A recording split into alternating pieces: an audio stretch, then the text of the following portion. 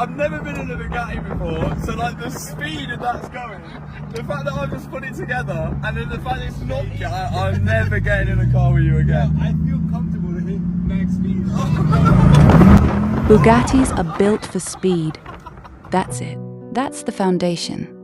They are not built to creep at 30 miles an hour. They are not built for Sunday school parking lots. They are built to go fast. So today, we are going to talk about Matt Armstrong, Alex, the Bugatti, and the wildest YouTube comment section I have seen. Alex is the owner of the Bugatti. Alex is young. Alex is wealthy. Alex is in Miami.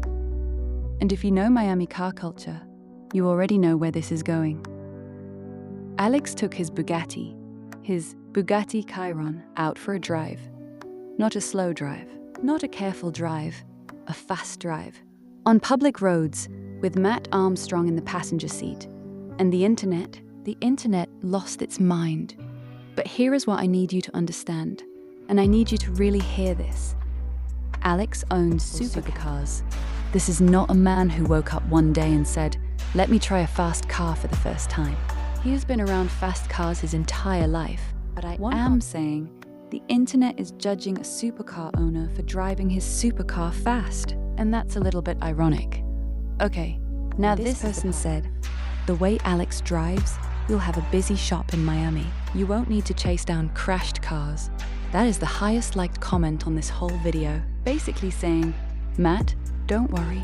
Alex will crash this car again and bring it straight back to your shop. That's dark.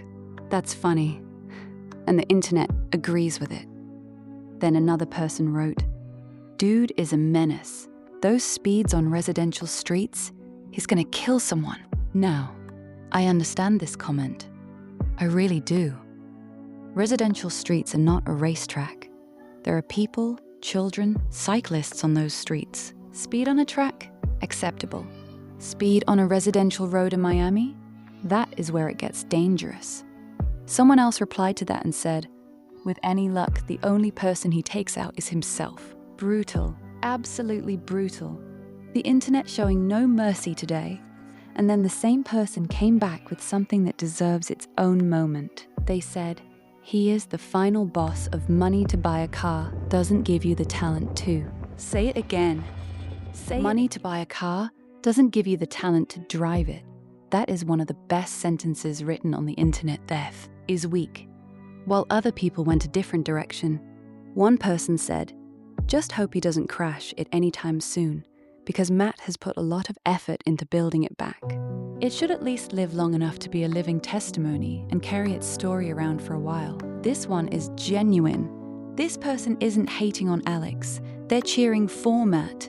They want the car to survive, not because of Alex, but because of Matt's work. That is how much respect people have for what Matt Armstrong has built.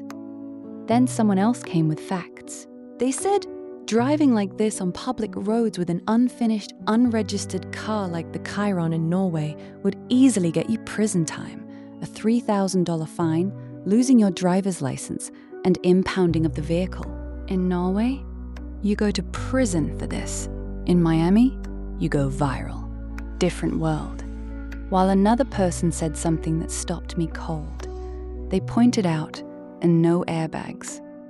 I mean, they haven't cleared the code yet, and they might not function properly. This is huge. The car is not finished. The airbags might not work.